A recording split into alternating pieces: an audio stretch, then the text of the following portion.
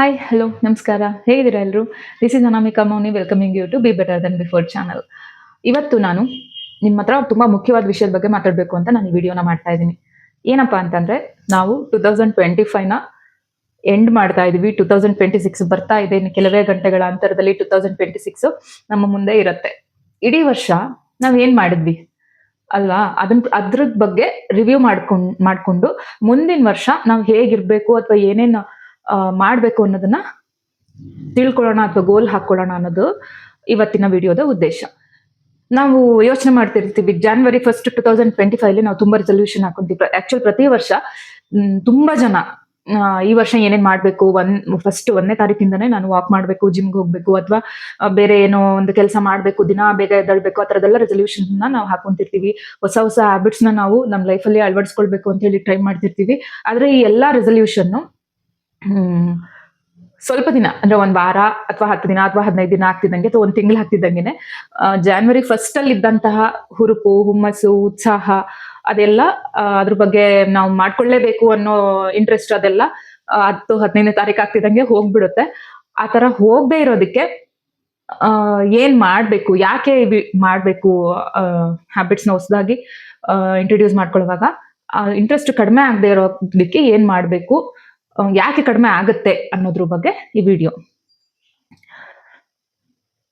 ಇಡೀ 2025 ನಾವು ಏನೇನ್ ಮಾಡ್ಕೊಂಡು ಅಥವಾ ಏನ್ ಮಾಡ್ಬೇಕು, January 1st 2025 ಅಲ್ಲಿ ಏನ್ ಮಾಡಿದ್ಬೇಕು ಅಂತ ಅನ್ಕೊಂಡಿದ್ವಿ, December 31st 2025 ಅಲ್ಲಿ ಆ ಎಲ್ಲಾ ವಿಷಯಗಳನ್ನ ಅಥವಾ ಎಲ್ಲಾ ಕೆಲಸಗಳನ್ನ ಮಾಡಿ ಮುಗಿಸಿದೀವ ಅನ್ನೋದ್ರ ಬಗ್ಗೆ ಮಾತಾಡೋದಕ್ಕೋಸ್ಕರ ಈ ವಿಡಿಯೋನ ಮಾಡ್ತಾ ಇದ್ದೀನಿ.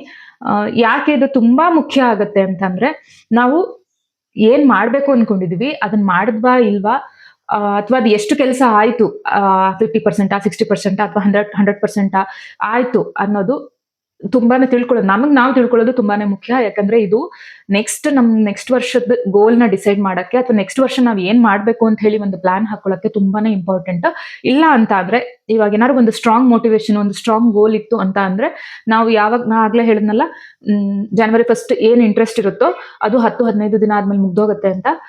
ಈ ಎಲ್ಲಾ ಸ್ಟೆಪ್ಗಳನ್ನ ಮಾಡಿ ನಾವು ಒಂದು ಗೋಲ್ ಹಾಕೊಂಡು ಒಂದು ಹ್ಯಾಬಿಟ್ಸ್ ನಾವು ಮಾಡ್ಕೊಳ್ಬೇಕು, ಅಥವಾ ಏನಾದ್ರು ಒಂದು ಹೊಸ ಹ್ಯಾಬಿಟ್ಸ್ ನಾವು ಸೇರಿಸ್ಕೊಬೇಕು ನಮ್ಮ ರುಟೀನ್ ಅಲ್ಲಿ ಅಂತ ಅನ್ಕೊಂಡು ನಾವು ಮುಂದೆ ಹೆಜ್ಜೆ ಇಟ್ರೆ 10-15 ದಿನಕ್ಕೆ ನಮ್ ಇಂಟ್ರೆಸ್ಟ್ ಕಡಿಮೆ ಆಗಲ್ಲ. ಇದು ಇಡೀ ವರ್ಷ ಹಾಗೆ ಇರುತ್ತೆ. ಯಾಕೆಂದ್ರೆ ನಮ್ಮ ಜೊತೆಗೆ ಒಂದು ಸ್ಟ್ರಾಂಗ್ ಗೋಲ್ ಇರುತ್ತೆ. ನಾನು ಫಸ್ಟ್ ಮೆಟ್ಲಲ್ಲಿದ್ದೆ, ಈ ವರ್ಷ ನಾನು ಒಂದ್ 5-10 ಮೆಟ್ಲು ಹತ್ತಿದ್ದೀನಿ, ಮುಂದಿನ ವರ್ಷ ನಾನು ಇಷ್ಟು ಮೆಟ್ಲು ಹತ್ಬಹುದು, ಅಥವಾ ಇನ್ನು ನಮ್ಮನ್ನ ನಾವು ಇಂಪ್ರೂವ್ ಮಾಡ್ಕೊಳ್ಬಹುದು ಅನ್ನೋದ್ರ ಕಡೆ ನಮ್ಮ ಗಮನ ಇದ್ರೆ, ನಾವೇನ್ ರೆಸಲ್ಯೂಷನ್ ಮಾಡ್ಕೊಳ್ತೀವೋ ಅದು 5 ದಿನಕ್ಕೆ, 10 ದಿನಕ್ಕೆ, 1 ವಾರಕ್ಕೆ ಮುಗಿದಲೆ ಇಡೀ ವರ್ಷ ಕಂಟಿನ್ಯೂ ಆಗುತ್ತೆ, ಇಡೀ ಲೈಫ್ ಲಾಂಗ್ ನಮ್ ಜೊತೆಗಿರುತ್ತೆ. ಅದಕ್ಕೆ ಏನ್ ಮಾಡ್ಬೇಕು ಅನ್ನೋದು ತುಂಬಾನೇ ಮುಖ್ಯ. ಅದಕ್ಕೆ ಏನ್ ಮಾಡ್ಬೇಕಪ್ಪ ಅಂತಂದ್ರೆ, ಈ ವರ್ಷ ನಾವ್ ಏನ್ ಮಾಡಿದ್ವಿ January 1st ಇಂದ December 31st ತನಕ, ಯಾವ್ಯಾವ ವಿಷಯದಲ್ಲಿ, ಯಾವ್ಯಾವ ಸೆಕ್ಟರ್ ಅಲ್ಲಿ, ಯಾವ್ಯಾವ ಏನ್ ಹೇಳ್ತೀವಿ ಕೆಟಗರಿಯಲ್ಲಿ, ಅಥವಾ ಯಾವ್ಯಾವ ಸೆಕ್ಟರ್ ಅಲ್ಲಿ ಏನ್ ಮಾಡ್ಬೇಕು ಅಂತ ನಾವ್ ಅನ್ಕೊಂಡಿದ್ವಿ ಅದನ್ನ ಮಾಡಿದೀವಾ ಇಲ್ವಾ ಅನ್ನೋದನ್ನ ನೋಡ್ಕೊಳ್ಳೋದು ತುಂಬಾನೇ ಮುಖ್ಯ ಆಗುತ್ತೆ. ಹಾಗಿದ್ರೆ ಬನ್ನಿ, ನಾವು ಯಾವ್ಯಾವ ಸೆಕ್ಟರ್ ಅಲ್ಲಿ ನಮ್ಮನ್ನು ನಾವು ಮೌಲ್ಯಮಾಪನ ಎವ್ಯಾಲ್ಯೂಯೇಟ್ ಮಾಡ್ಕೊಳ್ಬೇಕು ಅನ್ನೋದನ್ನ ನೋಡ್ಕೊಳ್ಳೋಣ. ಫಸ್ಟ್ ಇದು ಮುಖ್ಯ ಉದ್ದೇಶ ಈ ಚಾನಲ್ದು, ಎಲ್ಲರೂ ಹೆಲ್ದಿ ಆಗಿರ್ಬೇಕು ಅನ್ನೋದು. ಹಾಗಾಗಿ ಹೆಲ್ತ್ ಬಗ್ಗೆ ನೋಡೋಣ. ಫಸ್ಟ್ ನಾನು ತಗೊಳ್ಳೋದು ಫಿಸಿಕಲ್ ಹೆಲ್ತ್. Jan 1st 2025 ಅಲ್ಲಿ ಹೇಗಿತ್ತು ನಿಮ್ದು, ಈಗ ಹೇಗಿದೆ December 31st 2025 ಅಲ್ಲಿ ಹೇಗಿದೆ ಅನ್ನೋದ್ರ ಬಗ್ಗೆ ದಯವಿಟ್ಟು ಯೋಚನೆ ಮಾಡಿ.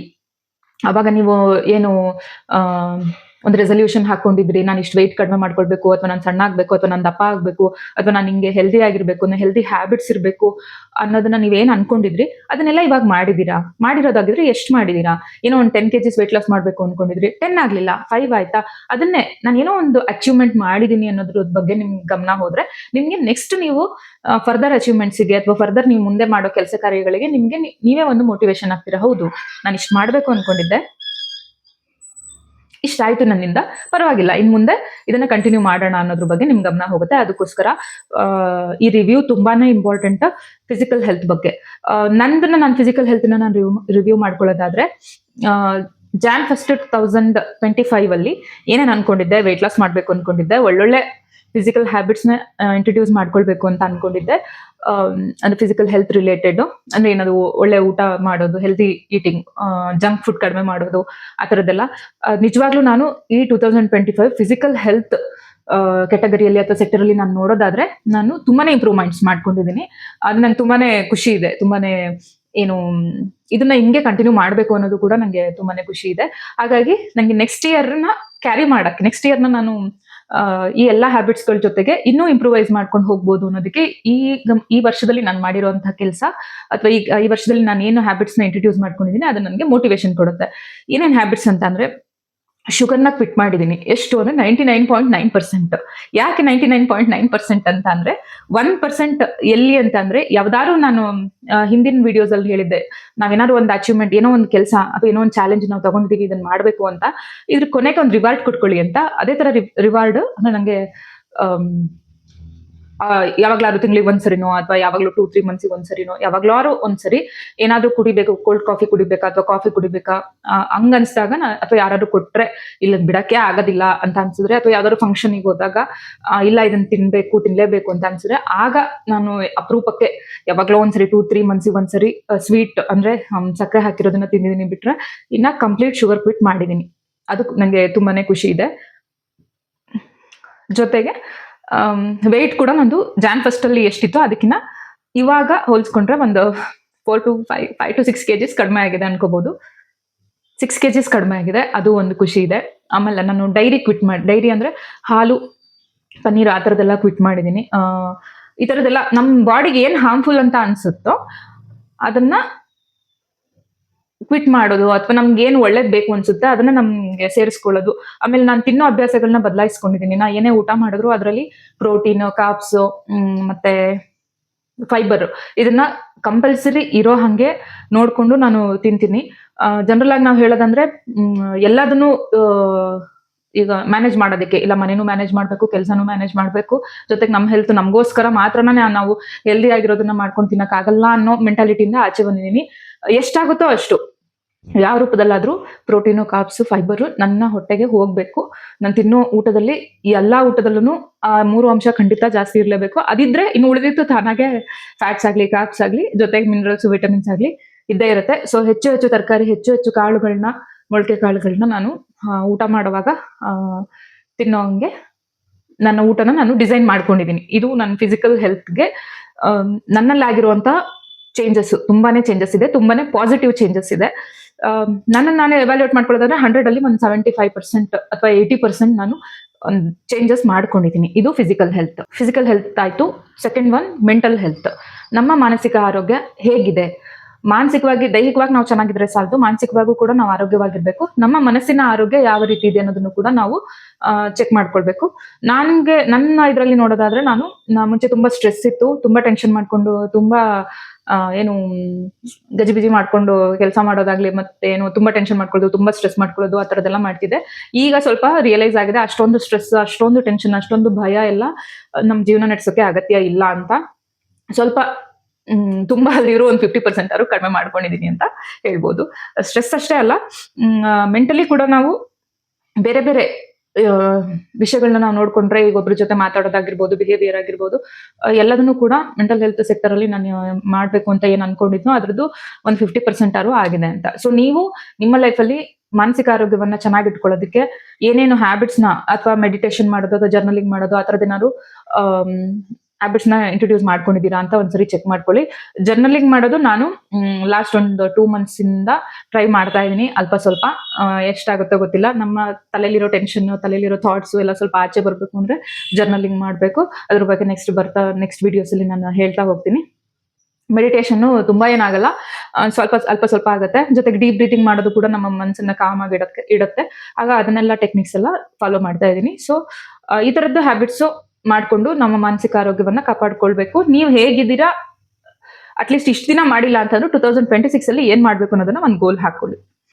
ಇನ್ನು ನೆಕ್ಸ್ಟ್ ಬರೋದು ಫೈನಾನ್ಸಸ್, ಥರ್ಡ್ ಒನ್ ಹಣಕಾಸಿನ ವಿಷಯ. ಯಾಕೆ ಅಂತಂದ್ರೆ, ಏನೇ ನಾವು ಕೆಲಸ ಮಾಡೋದಾಗ್ಲಿ, ಏನೋ ಒಂದು ನಾವು ಕಷ್ಟಪಟ್ಟು ದುಡಿಯೋದಾಗ್ಲಿ, ಏನೇ ಮಾಡೋದಾಗ್ಲಿ, ನಮ್ಮ ಹಣಕಾಸಿನ ಪರಿಸ್ಥಿತಿ ಚೆನ್ನಾಗಿರ್ಬೇಕು ಅಂತ. ನನ್ನ ಹಣಕಾಸಿನ ಪರಿಸ್ಥಿತಿ Jan 2025 ಅಲ್ಲಿ ಇಡೀ ವರ್ಷ ನಾನು ಹೇಗಿರ್ಬೇಕು, ಯಾವ್ದಾವ್ದಕ್ಕೆ ಖರ್ಚು ಮಾಡ್ಬೇಕು, ಅಥವಾ ಯಾವ್ದು ಉಳಿಸ್ಬೇಕು, ಅಥವಾ ಏನು ನಮ್ದು ಕೆಟ್ಟ ಅಭ್ಯಾಸಗಳು ಬೇರೆದಷ್ಟೇ ಅಲ್ಲ, ಹಣಕಾಸಿನ ನಿರ್ವಹಣೆಯಲ್ಲೂ ಕೂಡ ಇರುತ್ತೆ. ತುಂಬಾ ಅತಿಯಾಗಿ ಖರ್ಚು ಮಾಡೋದು, ಅತಿಯಾಗಿ ಬೇಡದೇ ಇರೋದಕ್ಕೆ ಖರ್ಚು ಮಾಡುವಂಥದ್ದು, ಅಥವಾ ಸುಮ್ನೆ ಶಾಪಿಂಗ್ ಮಾಡೋದು, ಸುಮ್ನೆ ಏನೇನಕ್ಕೋ ಹಾಕೋದು, ಆ ತರದ್ದೆಲ್ಲ ಹಣಕಾಸಿನ ಕೆಟ್ಟ ಅಭ್ಯಾಸಗಳು.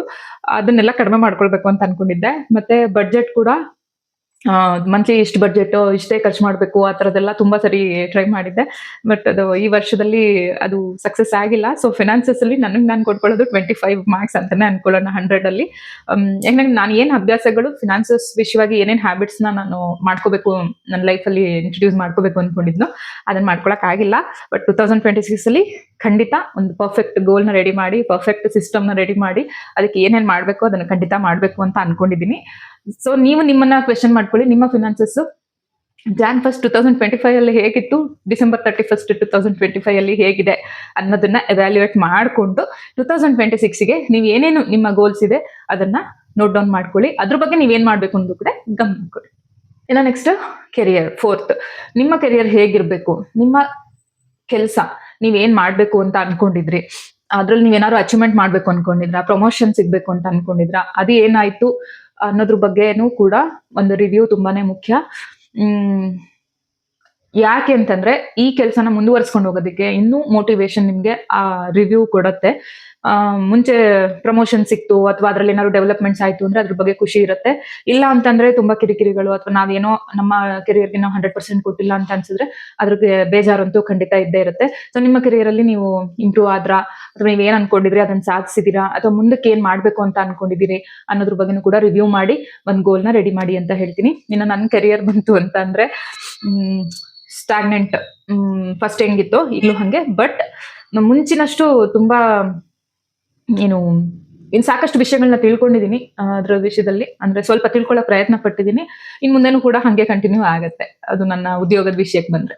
ಸೊ ನೀವು ನಿಮ್ಮ ಉದ್ಯೋಗ ಹೇಗಿದೆ ಅನ್ನೋದ್ರ ಬಗ್ಗೆ ಕೂಡ ನೀವು ಗಮನ ಇಟ್ಕೊಳ್ಳಿ. Last but not the least, relationships. ನಾವೆಲ್ಲ ಮಾಡೋದು ನಮ್ಮ ಫ್ಯಾಮಿಲಿಗೋಸ್ಕರ, ನಮ್ಮ ಮಕ್ಳಿಗೋಸ್ಕರ, ಅಥವಾ ನಮ್ಮ ಪೇರೆಂಟ್ಸಿಗೋಸ್ಕರ ಚೆನ್ನಾಗಿರ್ಬೇಕು, ನಮ್ಮ ಸಿಬ್ಲಿಂಗ್ಸ್ ಅಂದ್ರೆ ಒಡ ಹುಟ್ಟಿದವರು ಚೆನ್ನಾಗಿರ್ಬೇಕು ಅನ್ನೋದಕ್ಕೋಸ್ಕರ ನಾವು ಅವರಿಗೆ ಎಷ್ಟು ಟೈಮ್ ಕೊಡ್ತಾ ಇದೀವಿ, ಅವರ ನಡುವಿನ ಬಾಂಧವ್ಯ ಹೇಗಿದೆ ಅನ್ನೋದ್ರ ಬಗ್ಗೆನೂ ಕೂಡ ರಿವ್ಯೂ ಮಾಡ್ಕೊಳ್ಳಿ. ಅವಾಗ ಹೇಗಿದ್ವಿ, ಲಾಸ್ಟ್ January 1st ಅಲ್ಲಿ ನಾವು ಹೇಗಿದ್ವಿ, December 31st ಅಲ್ಲಿ ಏನಾದ್ರು ಇಂಪ್ರೂವ್ಮೆಂಟ್ಸ್ ಮಾಡ್ಕೊಂಡಿದೀವಾ, ಅಥವಾ ಏನಾದ್ರು ಜಗಳ ಮಾಡ್ಕೊಂಡು ದೂರ ಇಟ್ಟಿದೀವಾ, ಮಾತಾಡಿಸ್ದಲೆ ಅದು ಇದು ಏನೇನಿರುತ್ತೋ ಅದ್ರ ಬಗ್ಗೆ ಒಂದು ರಿವ್ಯೂ ಮಾಡ್ಕೊಂಡು ನೆಕ್ಸ್ಟ್ ನೀವು ಇದರಲ್ಲಿ 2026 ಅಲ್ಲಿ ನಿಮ್ಮ ಫ್ಯಾಮಿಲಿಗೋಸ್ಕರ ಒಂದಿಷ್ಟು ಟೈಮ್ ಜಾಸ್ತಿ ಕೊಡುವಂಥದ್ದು, ಅಥವಾ ಮಕ್ಕಳಿಗೋಸ್ಕರ ಅಥವಾ ಪೇರೆಂಟ್ಸಿಗೋಸ್ಕರ ಜಾಸ್ತಿ ಟೈಮ್ ಕೊಡುವಂಥದ್ದು, ಈ ತರದ್ ಏನಾದ್ರು ಒಂದು ಇಂಪ್ರೂವ್ಮೆಂಟ್ಸ್ಗೋಸ್ಕರ ಈ ವರ್ಷ ಹೇಗಿತ್ತು ಅದನ್ನ ರಿವ್ಯೂ ಮಾಡ್ಕೊಂಡು ಮುಂದಿನ ವರ್ಷ ನೀವು ಹೇಗಿರ್ಬೇಕು ಅನ್ನೋದನ್ನ ನೋಡ್ಕೊಳ್ಳೋದು ತುಂಬಾನೇ ಮುಖ್ಯ. ದಯವಿಟ್ಟು ಇದ್ರ ಕಡೆನೂ ಗಮನ ಕೊಡಿ ಅಂತ ಹೇಳ್ತೀನಿ. ಇಷ್ಟು 5 ಸೆಕ್ಟರ್ಸ್ ಎಲ್ಲರ ಲೈಫಲ್ಲೂ ತುಂಬಾ ಇಂಪಾರ್ಟೆಂಟ್ ಆಗಿರುವಂತದ್ದು. ಇದನ್ನ ಬಿಟ್ಟು ಕೆಲವರು ಬೇರೆ ಏನಾದ್ರು ನಿಮ್ ಬಿಸ್ನೆಸ್ ಇದ್ರೆ, ಅಥವಾ ಏನಾದ್ರು ನಂತರ ಯೂಟ್ಯೂಬ್ ಚಾನಲ್ ಏನಾದ್ರು ಮಾಡ್ತಾ ಇದ್ರೆ, ಅಥವಾ ಬೇರೆ ಏನಾದ್ರು ಆಥರ್ ಆಗಿದ್ರೆ, ಬರಿತಾ ಇದ್ರೆ, ಇನ್ನು ಬೇರೆ ಬೇರೆ ಏನಾದ್ರು ಸೆಕ್ಟರ್ ಅಲ್ಲಿ ನೀವು ಏನಾದ್ರು ಕೆಲಸ ಮಾಡ್ತಾ ಇದ್ರೆ ಅದನ್ನು ಕೂಡ ನೀವು ಈ ಕೆಟಗರಿಯಲ್ಲಿ ತರಬಹುದು.